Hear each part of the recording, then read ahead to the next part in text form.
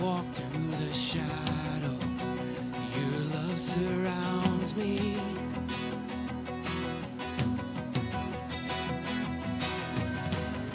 So under fear now, for I am safe with you. So when I fight, I'll fight on my knees with my hands lifted high. Oh God, the battle belongs to you. Every fear I lay at your feet. I'll sing through the night. Oh God, the battle belongs to you.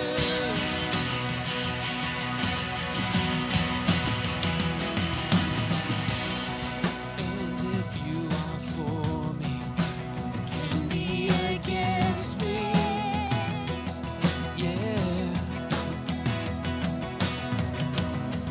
For Jesus, there's nothing impossible for you.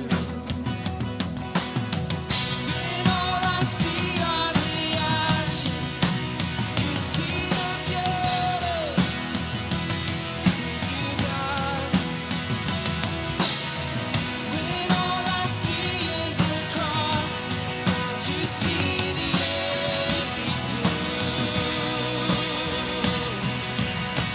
So when I fight on my knees, with my hands lifted high. Oh God, the battle belongs to you. Every fear I lay at your feet. I'll sing through the night. Oh God, the battle belongs to you. Almighty fortress, you go before us. Nothing can stand against the power of our God. You shine in the shadows, you win every battle. Nothing can stand against the power of our God. An almighty fortress, you go before us. Nothing can stand against the power of our God. You shine in the shadows, you win every battle. Nothing can stand against the power of our God. An almighty fortress, you go before us. Nothing can stand against the power of our God. You shine in the shadows, you win every battle. Nothing can stand against the power of our God. Yeah. So when I fight, I'll fight on my knees with my hands lifted high. Oh God, the battle belongs to you. Every fear I lay at your feet. I'll sing through the night. Oh God, the battle belongs to you. Oh God, the battle belongs to you.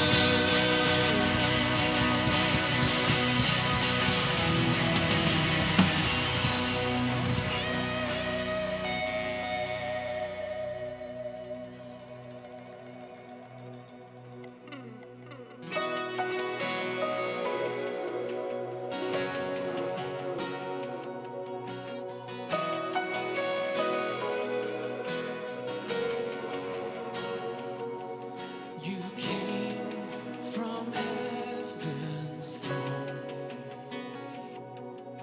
acquainted with our sorrow, to trade the debt we owe.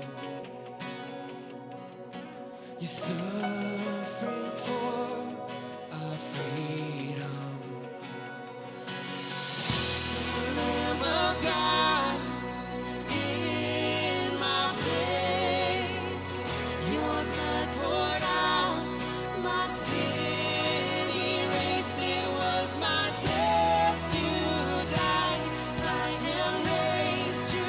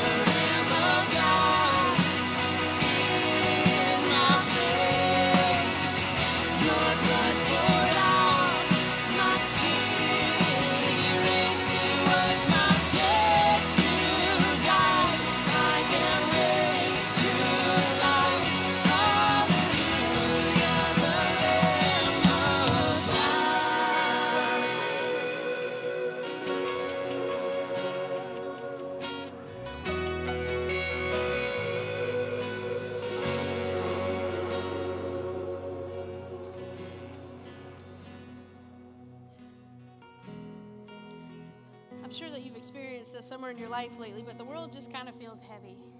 And the last thing that we want to do as a church is for you to have another place that also feels heavy. But what we want to do as a church is we constantly just want to make space for you to process. We want to create space and make space for you to be able to come in here with whatever you brought through those doors, whatever fears, whatever doubts, whatever things that you are unsure about, whatever things are challenging you, whatever things are causing you to feel anxious. We want to make space for you to process through that.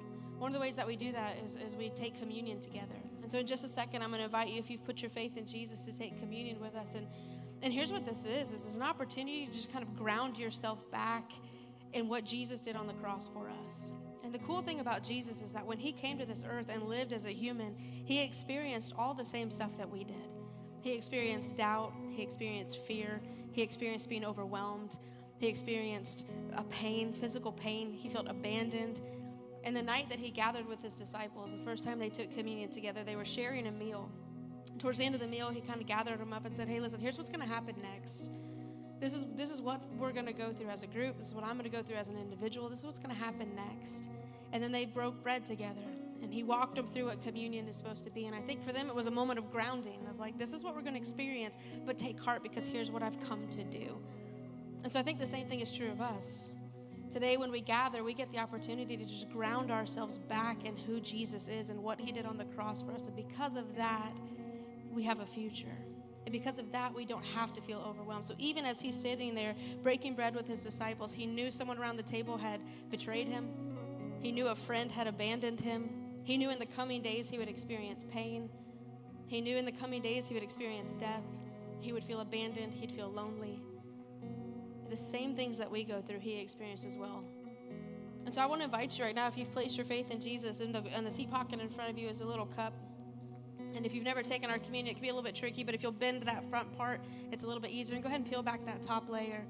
And what you'll find there is a little piece of cracker. And that cracker represents Jesus' body that was broken on our behalf. His body that he gladly, the pain that he took for us. And so I want to invite you right now as you take that to remember and to say thanks. And so when you're ready, you can take that cracker and remember his sacrifice.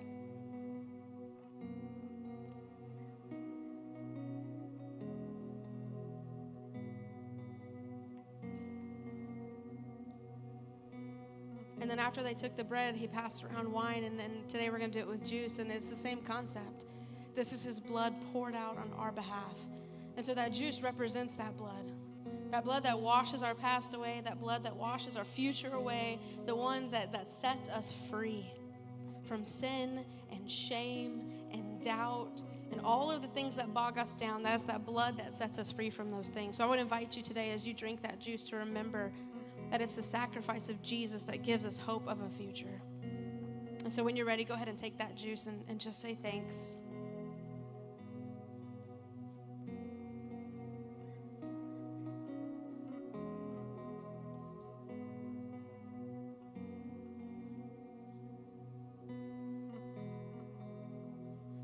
And I would just encourage you today, whatever is making you feel heavy, whatever is making the world around you feel heavy today. Maybe it's a marriage, maybe it's a relationship with a child, maybe it's these 13 seats that we have reserved right here for our servicemen who were killed overseas. Maybe it's COVID, maybe it's people in the hospital, whatever it is around you that is making you feel heavy. Today you can place your trust in Jesus, because when he gave his life for ours on the cross, he showed us that he is trustworthy. He showed us that there's more to this life than just what we're experiencing right now in this moment, that there's a future for you, and that future is good, and he is good, and we can place our trust in that. And so I would love to pray for you, and then we're actually going to sing one more song, and I would encourage you today to let that song, as you're singing it, to be a prayer. That our fear, man, it doesn't stand a chance when we stand in the love of Jesus. God, thanks so much for today, and I thank you for our church, and that we can gather together, whether it's here in the room or whether it's watching online, and we can know that you're here. And so this morning, we just lay at your feet our fears, our doubts, the things that we're unsure of, the future, our relationships, the marriages in the room that are struggling, the relationship with children that are struggling. the jobs that may or may not be on the line in the future, our hospitals, our schools, our community, this church. We lay it at your feet, God, and we ask that you would carry the burden. We lay it at your feet and ask that as we do, that our trust in you would grow. Our faith in you would grow as we trust you to handle what we can't handle on our own. And so we lay these things at your feet this morning, and we ask, God, that you would be here, that you would be present, and that our trust in you would grow deeper every day. And we believe that our fear doesn't stand a chance, because you are good, and you are trustworthy, and you are who you say you are. It's in your awesome name that we pray. Amen.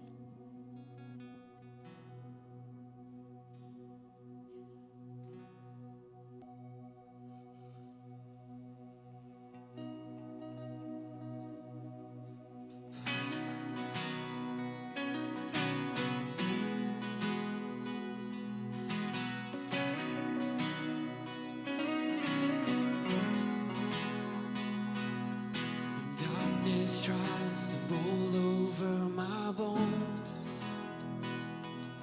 When sorrow comes to steal the joy I own. When brokenness and pain is all I know. No, I won't be shaken. No, I won't be shaken. 'Cause my fear doesn't stand a chance when I stand in your love. My fear doesn't stand a chance when I stand in your love. My fear doesn't stand a chance when I stand in your love.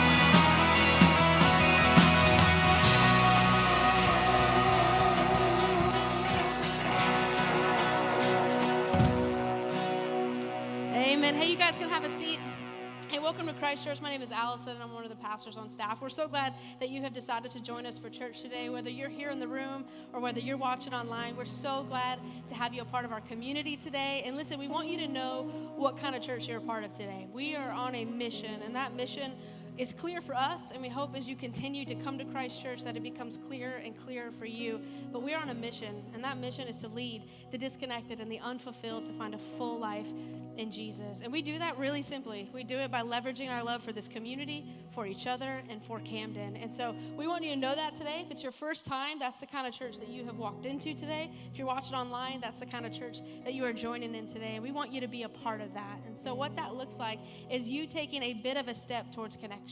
Whether you're here for the first time or you've been coming for ages, we would love the opportunity to know you, to know more information about you. And so if you do us a favor and fill out our connection card, we would love it. So it's really easy. All you have to do, there's a QR code on the seat in front of you, as well as the program that was handed to you when you came in today. Just scan that with your camera on your phone. It'll take you straight to our connection card where we can receive a little bit of information about you. If you're here today and it's your first time, we would love for you to join us at 10 after. We do this every week. All you have to do is walk straight out of those doors, hang a right, join us for 10 after, and in less than 10 minutes, we'll tell you exactly how to plug in here at Christ Church, and we would love that opportunity to do so. The cool thing about this church is that we are on that mission. And that mission, you're a part of it, because when you partner with us in generosity, you play a hand in that. And so right now, we want to give you that opportunity to do the same, to partner with us in generosity. And so these guys are going to come forward right now. And there's a couple of ways that you can join us in that. You can give online. That's the easiest way, through the website or through our app. But you can also pass it in the baskets as these guys come by today. But here's the important thing, is that when you give, you are a part of that mission that we're on. And it looks different all the time. Like last week, I got the opportunity to go into our schools and deliver gift cards to all of our school nurses, and it was the best. I felt like Ed McMahon on Super Bowl Sunday, like delivering stuff. Like, it was awesome. And here's what we're trying to do. We're trying to offset all the negative. We're trying to offset all of the negative that our community and our schools and all these people that they're experiencing. We want to offset it with some joy.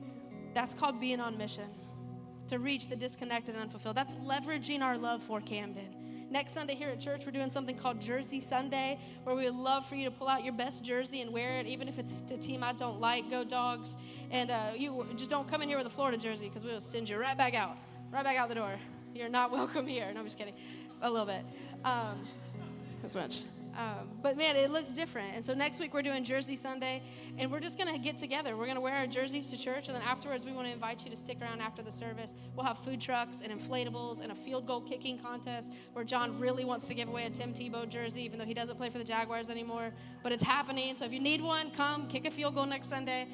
But here's what we're doing. We're leveraging our love for the community. We want to be together. We want to offset a lot of the negative with some positive. And so come hang out with us next Sunday. Wear your jersey. Stick around after church. Hang out with us. John's going in the dunk tank, so if no other reason to come to church that day, that's the one, okay? You have the opportunity to dunk him. I will be first in line. It'll be great fun. But we'd love for you to join us next Sunday. Stick around for Jersey Sunday. And that's what we're doing, is we want to reach the disconnected and the unfulfilled. And we want to lead them to this connection with Jesus that just changes everything for them. That's what we're about. And when you come into these doors, that's what you're about too. And so we want you on that mission with us. So I'd love to pray for the offering today, and then we'll continue with our service. God, we just thank you so much for this church. I thank you for the reputation that it has in the community of pointing towards you. I thank you that when people hear of Christ Church, God, that they think of you, and that's what we want. We want to make you known in this community. We want to shine a light so bright that people can't help but miss you. And so I thank you for the generosity of our people that allows that to happen, that we get to do cool things like show up in schools and surprise nurses, that we get to do things like Jersey Sunday where we just come and we can laugh when it feels really heavy all around us.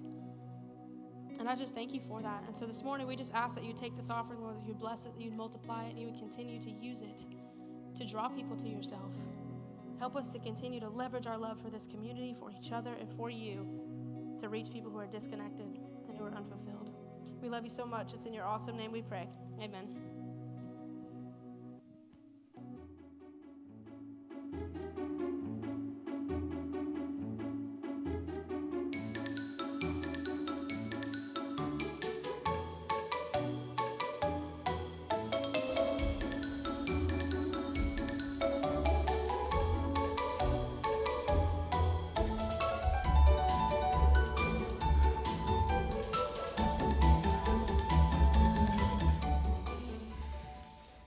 Well, good morning, everybody. Glad you guys are here today. How are we doing? We good?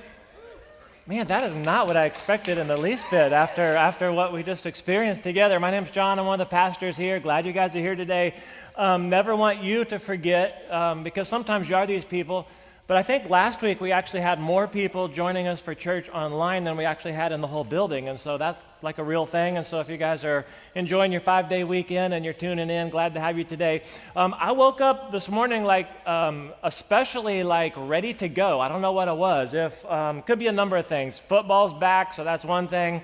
Some of you are excited about that. Some of you are like, no, you're a Clemson fan. Sorry, but that's just the way it started, but it's not over yet. It could be that I know that 3 years ago today was my first Sunday to be here, and I think we would sign up to do that all over again. And so you don't have to do that. I know who's not clapping. I know who you are. But I don't know what it is, if it's just we're this thing we have in the teaching today, but I just want to jump into it. Well, actually, before I do, I was sitting over there and just participating in the service today. And so if you're a church online, you might not be ready to come back or what, but it's happening in here. So that's where it's happening. And that doesn't mean it's not good in your living room or in your trailer, but every once in a while you just get a feel, and I can't describe that to you, that it's turning a corner a little bit, and people are starting to get interested again in Jesus, and we're getting interested in gathering together as church. And what we just had in the last 26 minutes, that's what's happening in here. So we're going to ride that again next week, and I hope you'll be back here for it. All right, if that doesn't make any sense, this is what Jesus says here. Sermon on the Mount. We've been in this thing for the last 7 months, and there is an end in sight. We're going to start the last phase of this next week, and so we'll be done before Thanksgiving. I promise you that. But one of the things, I want to set all this up for us today, because one of the things that some of us might be thinking at this point, all right, we're 7.5 months into it, is, okay, what else do you have for me? And that kind of idea comes from the fact that we're always looking for more information. Now, some of us have heard a lot of the things that we're talking about. We've heard that before, or you've been tracking with us. It seems like maybe we've kind of repeated a lot of similar ideas. And the thought could easily be, okay, I see. It's just more of the same today, just in a different way. And that's kind of true. At some point of Jesus' teaching, and I think we're at that point right now, it's no longer about more information from Jesus. It's now about implementation.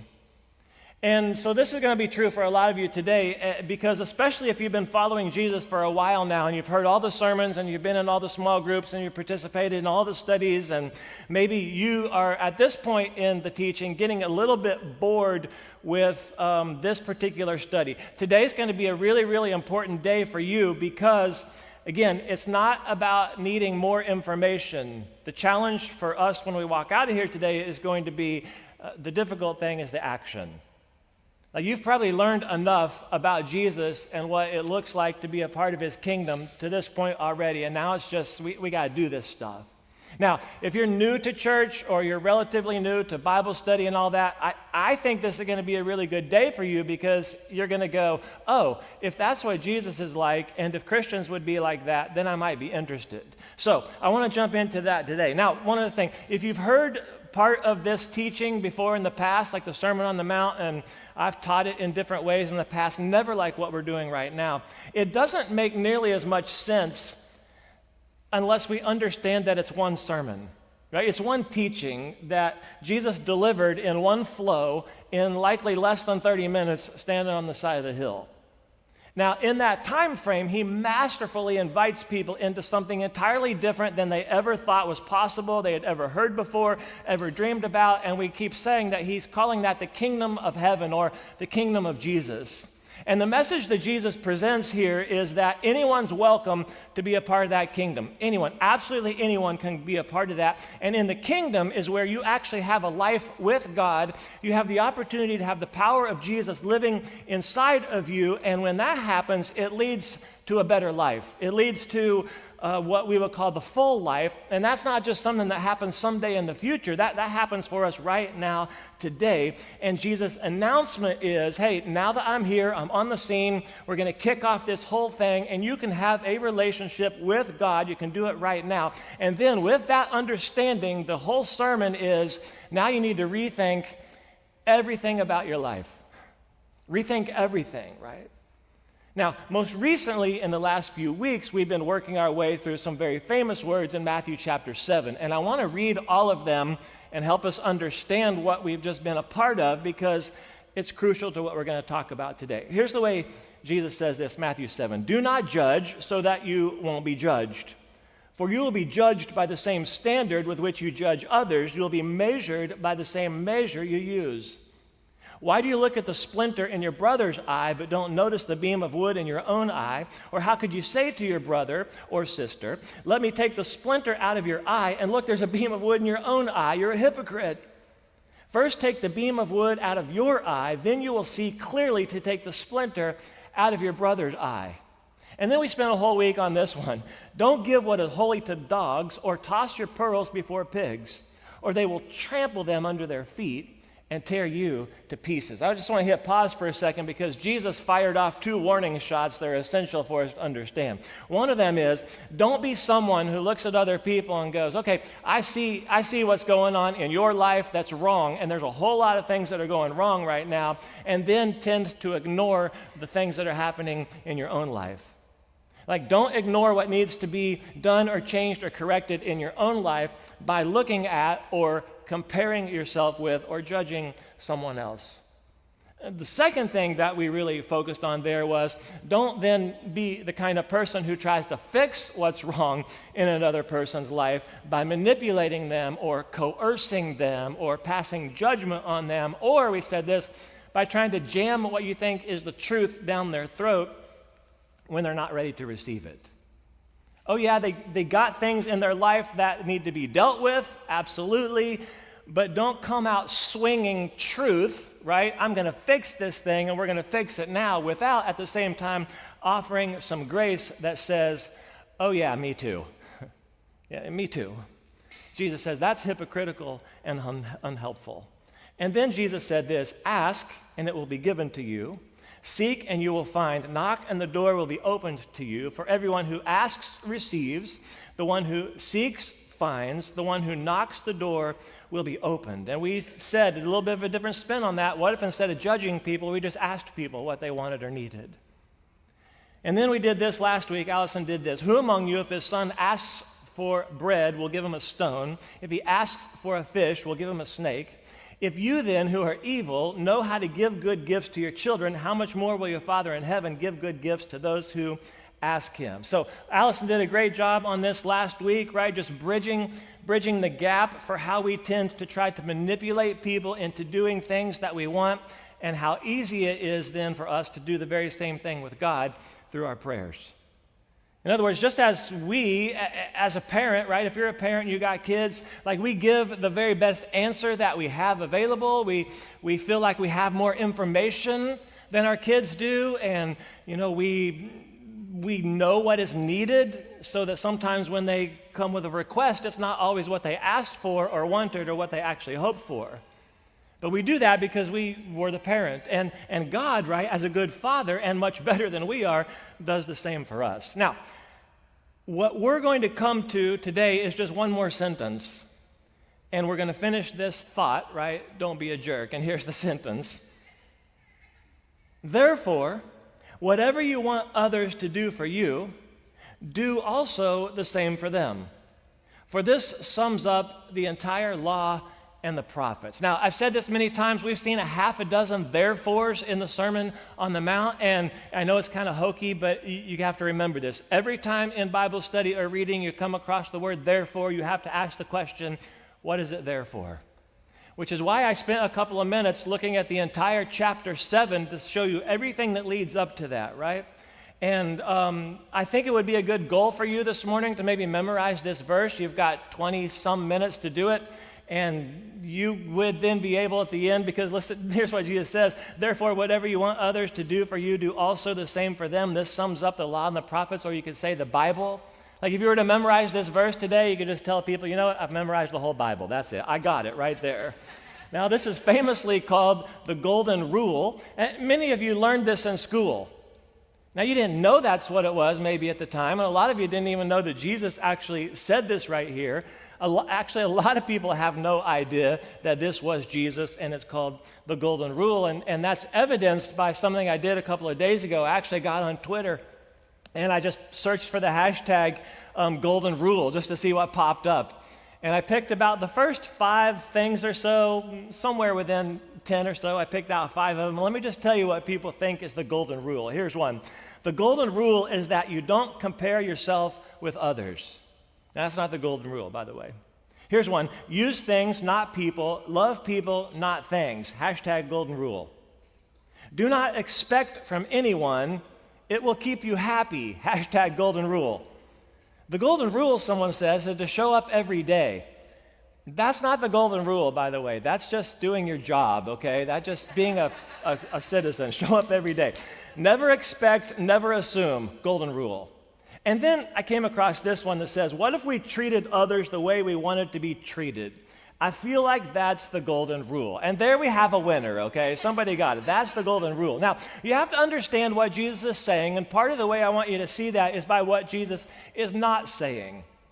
Jesus is not saying treat people as they have done to you. That's not what he's saying. That's the old eye for an eye that we looked at a couple of months ago. Maybe you've seen a video of this while you're bumping around on YouTube or something like that, and it's what appears to be some kind of organized event where people are slapping each other. Have you seen this before? Anyone seen this? It's slap fighting. That's really what it's called. And it got made somewhat popular through Russian tournaments for the most part. But 2 people face up with one another, and they take turns just slapping each other as hard as they can until somebody bows out or actually passes out. And before you think that it's really barbaric, there's actually rules to this kind of thing, okay? And so the match consists of 3 alternate rounds where you slap each other back and forth. There's 60 seconds between strikes. If you're on offense, which is you're about to be the slapper, your feet can't be more than shoulder width apart, right?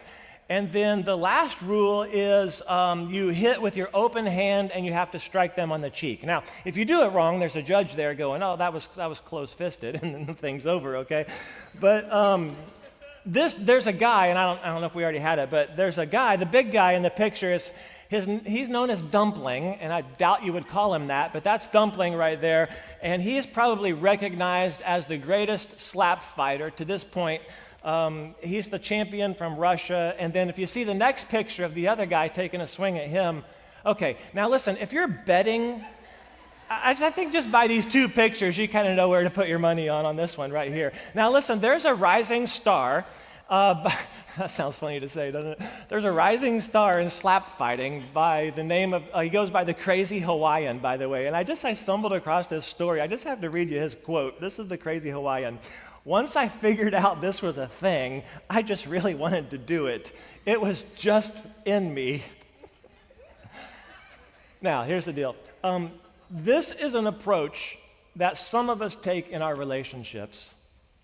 Like our whole approach to relationships is we're just going to take turns slapping each other.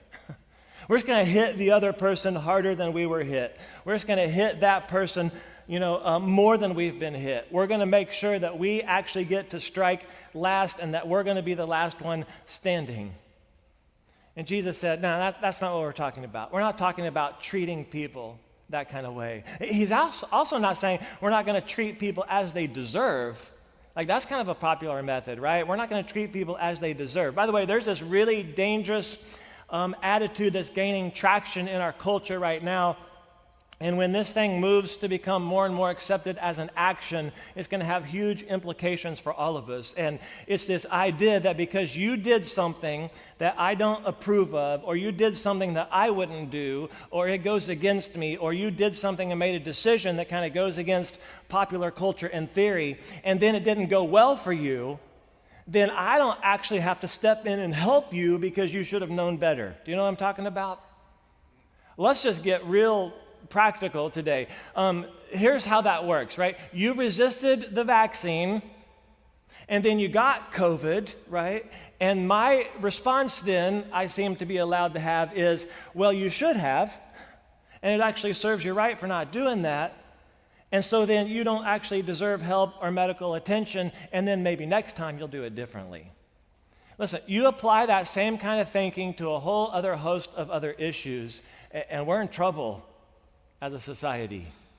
Think about if you come down with lung cancer, right? Well, you knew the warnings. It's written on the side of every carton. I mean, you went to science class, you saw the two jars sitting next to each other. You don't want the black one, you want the clear one, right? You read the package, you should have made some changes, and then you didn't. You actually don't deserve my help. Now it gets real serious, right? Depending on who you voted for or who you didn't vote for, if it was my person or not my person, you can't eat here or you can't shop here. You support certain laws or you don't support certain laws. Now we're not going to host your organization's website. And several years ago, I made some bad decisions, and I put myself in a bad position, and it was all on me, and I knew that. I didn't need somebody to tell me what I had done wrong. I already knew that. It was obvious. I just needed some support and a friend to listen to me. And one of my best friends at the time sat down across from me and said, I just don't have a lot of sympathy for people who get themselves into these situations. That's not helpful. And Jesus is certainly not saying treat people as they deserve. Because you know what happens is sometimes what that does is it leads us to secretly root for people to fail so that we can actually make our point. Neither does he say, do to people as they would do to you, or do to people before they would do it to you. What Jesus is saying is, you got to go first. Hey, you got to go first, right? You got to treat people the way that you want to be treated. Now, what Jesus is doing, he's actually reframing a very popular teaching that had been around for hundreds, maybe even thousands of years. Pretty much every religion has this, or every faith system has some kind of idea of this golden rule, right? The Romans would actually say, expect from others what you did to them. That's a little bit different, isn't it? What Jesus is doing, though, is he's taking the popular saying and he's reframing it in a very positive kind of a way. And when you do that, it sounds different and it means something different. Here's what I mean by that. I actually came across a children's book this week titled Do Unto Otters. Okay, Do Unto Otters. That's a pretty amazing title, isn't it? And it's kind of a kindergarten through third grade kind of a book. And it's this story about Mr. Rabbit, and he's going to get some new neighbors, and they're a group of otters. And he doesn't know anything about otters, and he doesn't know if they're going to be friendly. He doesn't know if they're going to get along or not. And so he seeks advice from Mr. Owl. And Mr. Owl's advice is, oh, why don't you just treat otters the same way that you, as Mr. Rabbit, would like to be treated? And it sounds great. Essentially, though, what this book is about, and it's a really great book, I would recommend that your kid read it, it's essentially about manners. It's just, it gets a little confusing on the back because in one place it says this is about the golden rule, and then at the top it actually has this quote from Socrates, which says this, do not do to others that which would anger you if others did it to you. Great advice, great statement. You should probably follow it, but it's different than what Jesus said. Jesus takes the negative framing of the statement and he puts it in a positive way. See, now that statement is great because it means if you don't want it done, if you wouldn't actually like it done to you, then don't do it. But here's the difference. Jesus took the same idea and rather than saying it again from the negative standpoint, he places it in a proactive and positive kind of a way. You're not just trying to avoid karma or something like that. You are creating positive, better, life-giving things for other people. Just do it first. Like you be the one to go first, right? You go first and demonstrate what you want if they were going to go first. And then he says right there at the end, for this sums up the law and the prophets, or you could say it sums up the entire Bible. See, interestingly enough, Jesus was asked kind of one question quite often for the next couple of years of his ministry, repeatedly, the same question, and it's likely that some of the same people who are standing out there listening to him teach would be a part of that group who asked this question, which means they already know the answer when they ask that question. But the question is this, and there's a little section later in Matthew 22. The question is this, Jesus, what is the most important or greatest commandment? Now, Jesus, when he was asked this question, never picked just one. He would actually pick like what we would call a 1A and then a 1B. This is how he answered. He says, okay, love the Lord your God with all your heart, all your soul, with all your mind. This is the greatest and most important command, but the second is like it, or others he would say the second is it's really close by. Love your neighbor as yourself. Now, consistently, Jesus says this, right? Above all else, he says, look, I could summarize the entire Bible in 2 sentences. Love God with everything you have, and then love people as much as you love yourself. And then he summarizes it right there. All the law and the prophets depend on these 2 commands. So not only does the teaching that we're looking at, right, do to others what you would have them do to you, sum up the Bible, Jesus is saying, look, everything else that you might come across in the scriptures is hanging on to this golden rule as well. I mean, you could know everything there is to know about the Bible. You could memorize verses. You could know all the stories. You could have the names and the details. But if you miss this right here, then you miss everything. You miss everything, right? It sums up the entire Bible. Do to others, treat others the way you would like to be treated.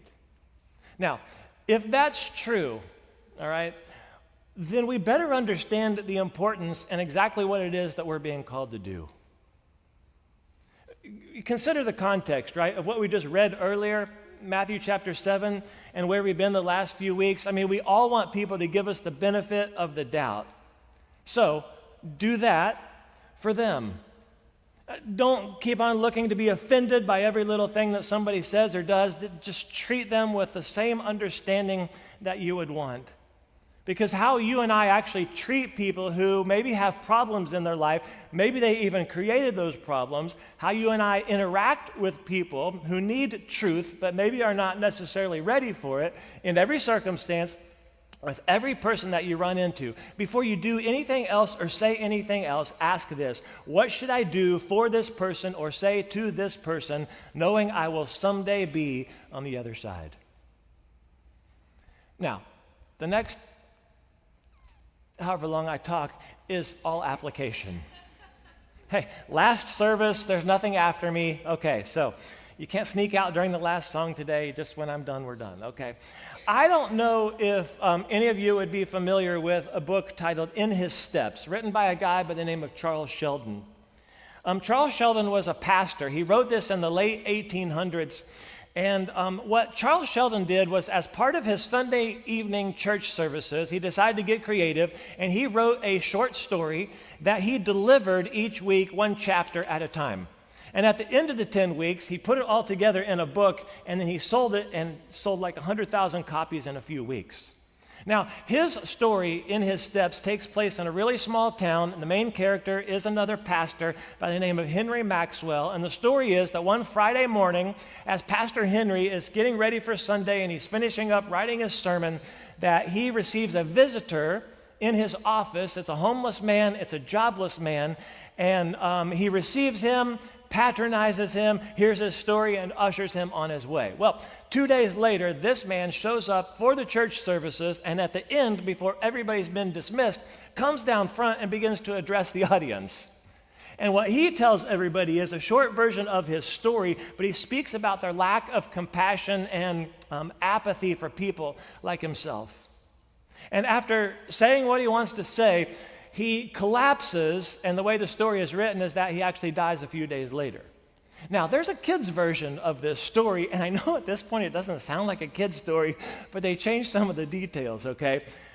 That kid's story plays entirely off of the challenge that Pastor Maxwell presents to his people the following Sunday. And the challenge is this: what if we committed ourselves for the next year not to say anything or do anything until we have first asked the question, what would Jesus do?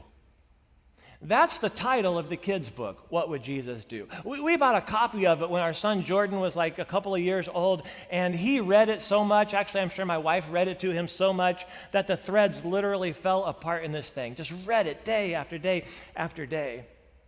But the title of the kids' book becomes the theme for the rest of the story. That from this point on, it's just one story after another story of people who are connected to the church and how their life gets literally changed and transformed by that challenge. Now, 100 years, this is what I can't quite figure out. 100 years after Charles Sheldon writes that book, that phrase, for some unknown reason, just took off in Christian circles. You know what I'm talking about? Like, what would Jesus do? Or WWJD. You've seen that one before. Probably from a Christian bookstore selling a lot of Jesus junk. That's probably what happened. And I have some strong feelings about that I'm only going to go into for a minute or two. But you could find a bracelet somewhere that would have that on there. I think we've sold them here in Chaos before. And so I know it sounds like I'm about to rag on it, but I'm actually all for it. You probably bought one of those things up front at the checkout, at the register of a Christian bookstore, or a bumper sticker, or a t-shirt, or a Bible cover, right, a WWJ. You bought it up front by the Testaments, didn't you? You know what I'm talking about? Like, we can't just have breath savers. They got to have a Christian name. Testaments. You bought those up there.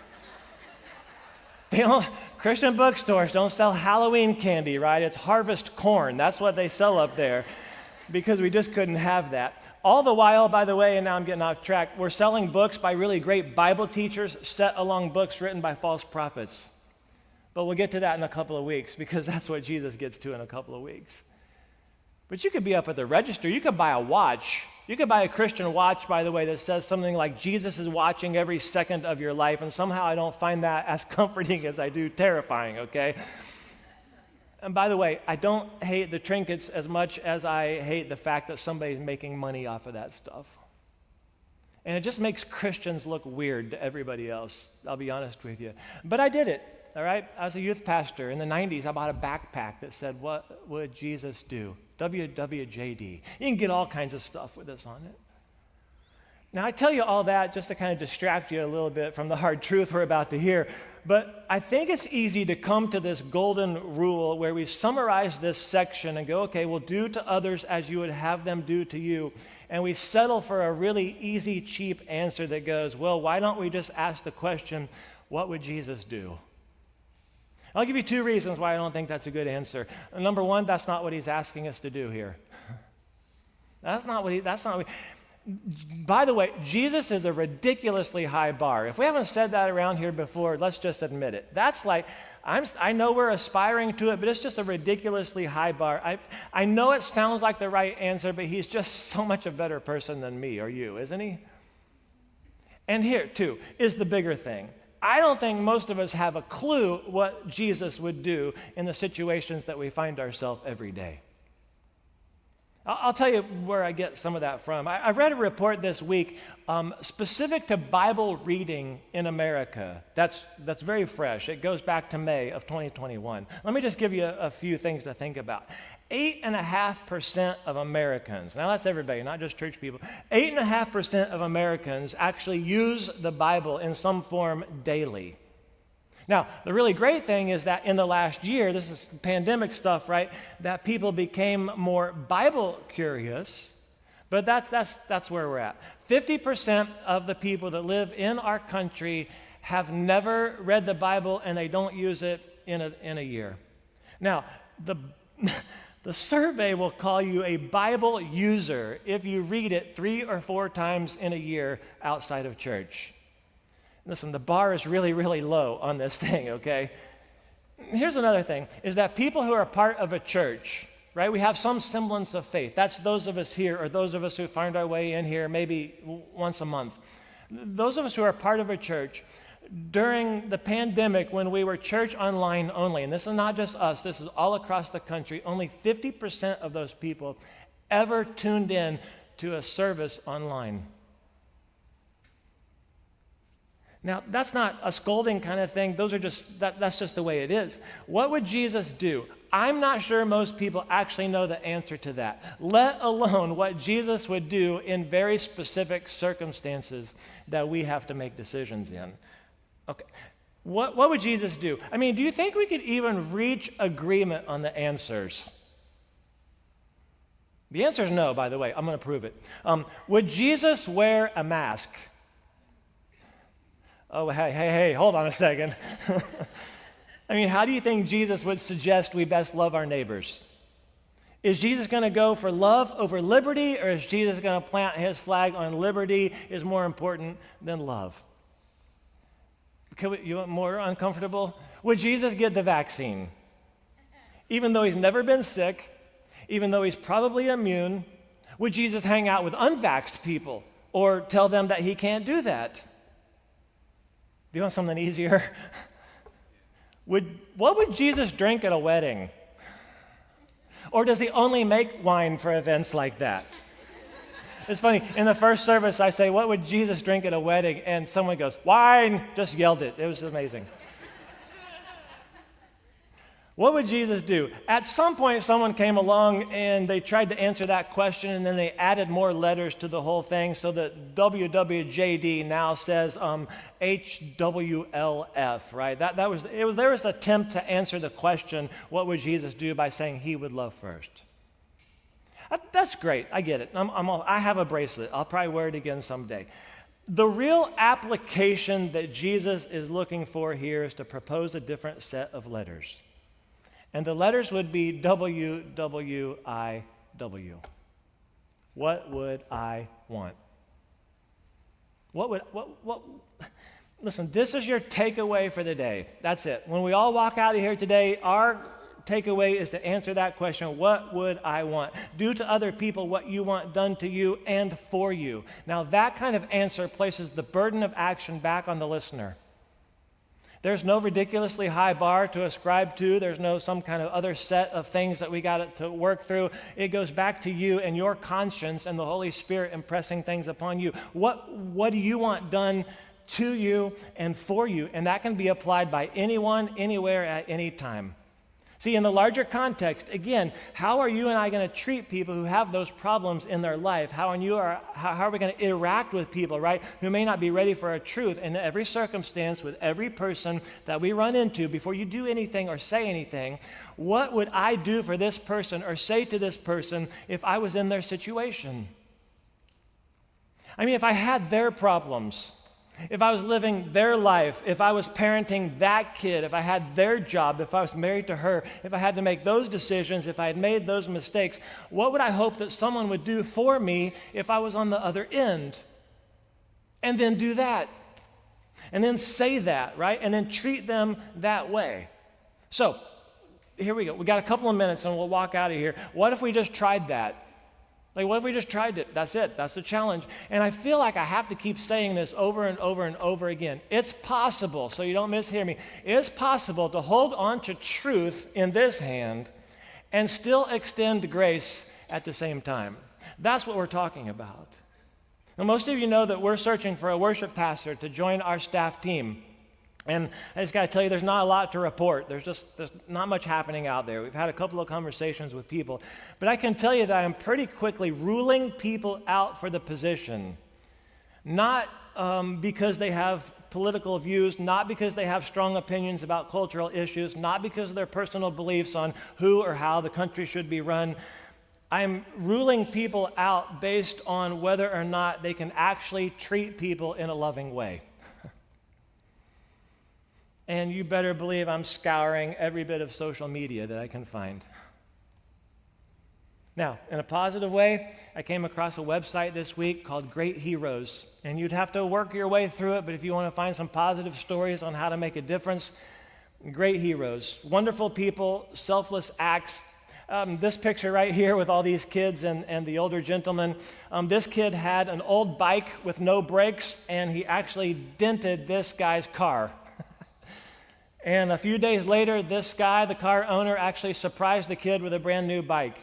Now, I love so many things about this picture, okay? One of them is the kid in the middle going, man, how could I get a new bike? That's what he's doing right there. But I just love that response, that whole group.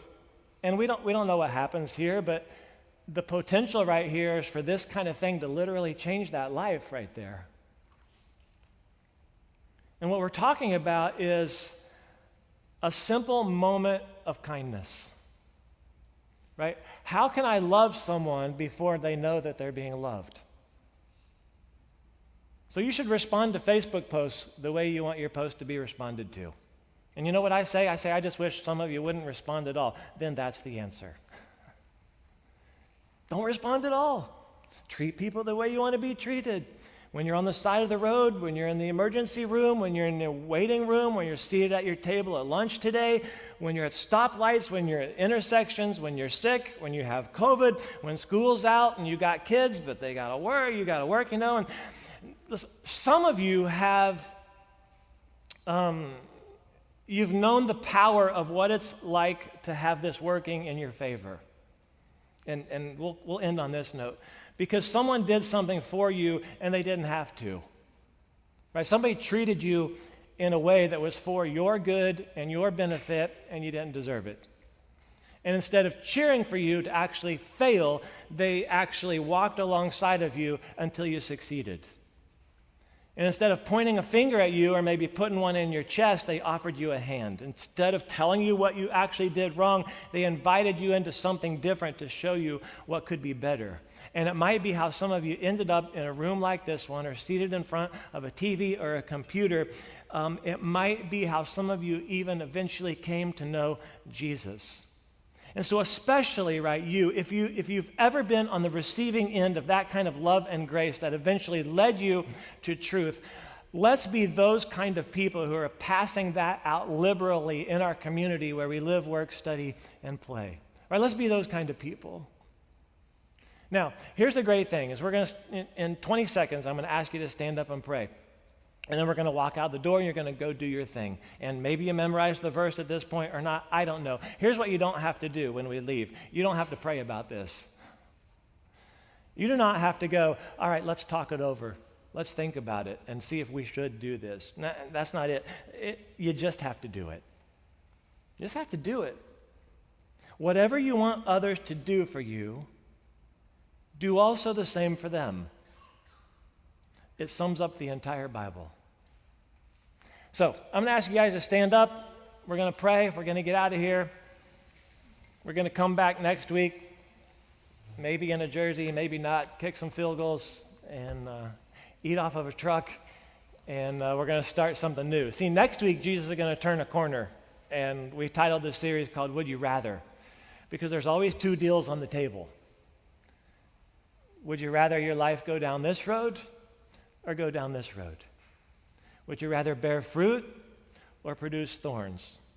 Would you rather have a life that crashes and burns, or would you rather be standing strong under anything? Would you rather be wise or would you rather be foolish? So we're going to do that next week. But we got a lot to practice this week. So let's go treat some people the way we want to be treated. God, today we say thank you for these words. Thank you that they're so simple, so practical, so direct, so easy to understand. God, we acknowledge that they're very, very difficult to do. So we ask you to give us the power as we leave here today to be reminded of what you've done for us in our life. God, to maybe be even reminded of something that someone else has done for us as our motivation to extend grace to other people today. So God, we thank you for the morning. We love you. We pray these things through Jesus. Amen. Amen. Hey, if you're our guest, would love the opportunity to meet you. Hope you guys enjoy the rest of your Sunday. We'll see you next week. When I was your foe, still your love fought for me. You have been so good to me. When I found nowhere, you paid it all for me. You have been so kind to me. Oh, the overwhelming, never-ending, reckless love of God. Oh, it chases me down, fights till I'm found, leaves the 99. I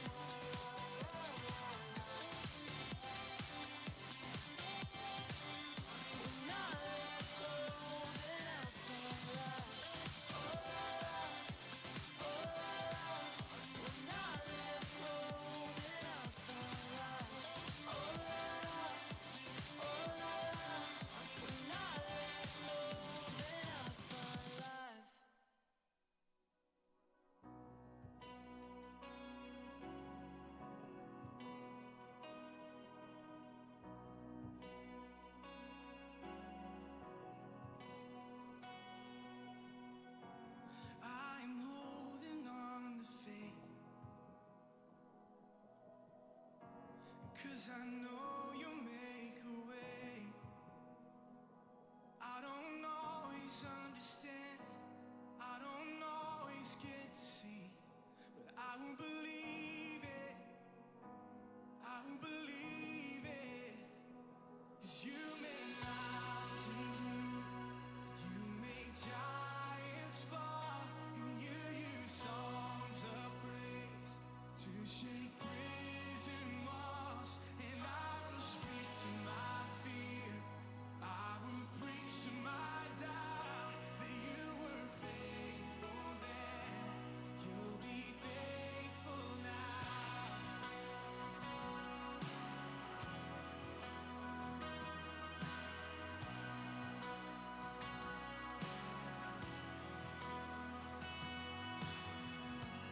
I am standing on your word, calling heaven down to earth, and you will fight my enemies, and this will end in victory, and I will believe it, yes I will believe it. 'Cause you make mountains move, you make giants fall, and you use songs of praise to shake prison walls. And I will speak to my fear, I will preach to my doubt that you were faithful then, you'll be faithful now. Oh, you were faithful then, you'll be faithful now. And I know that you never fail. Oh yes, I know that you never will. Oh yes, I know that you never fail. Oh yes, I know that you never will. 'Cause you make mountains move, you make giants fall, and you use songs of praise to shake prison walls. And I will speak to my fear, oh I will preach to my doubt that you were faithful then, you'll be faithful now. Hey, you make mountains move, you make giants fall, and you use songs of praise to shake prison walls. And I will speak to my fear, oh I will preach to my doubt that you were faithful then, you'll be faithful now. Oh, you were faithful then, you'll be faithful now.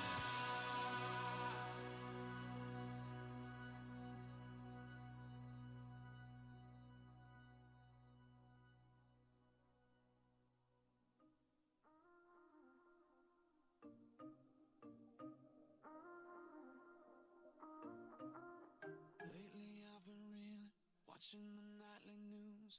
Don't seem to find the rhythm, just wanna sing the blues. Feels like a song that never stops, feels like it's never gonna